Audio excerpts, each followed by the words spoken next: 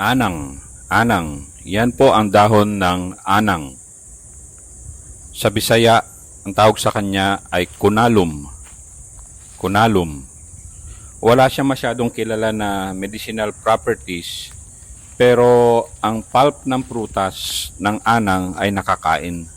Malaking anang pa ito. Maliit na anang pa ito, hindi pa ito yung fully grown na anang. Ang fully grown na anang kasi nasa 23 to 25 meters ang taas. Ang kahoy nito ay ginagamit upang gumawa ng maliliit na personal na epekto.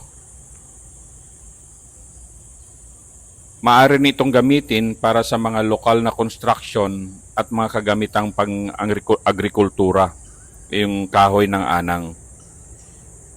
Kung ito ay mula sa isang batang puno, ito ay lubhang mahirap na makakahanap ng mahusay na maggamit sa pagtatayo. Ginagamit din ang anang para sa mga instrumentong pang musika, yung kahoy niya. Mga instrumentong pang musika.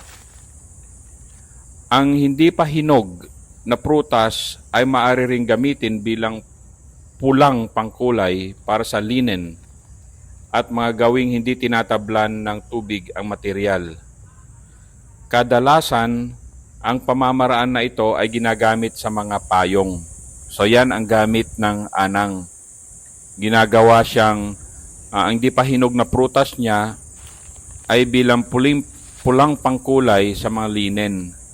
At kung ipangkulay mo to, hindi ito basta-basta tinatablan ng tubig. Kaya siya nagagamit na pangpayong. Yan po ang anang o sa Bisaya ay kunalum. Kunalum. Again, baby anang pa ito.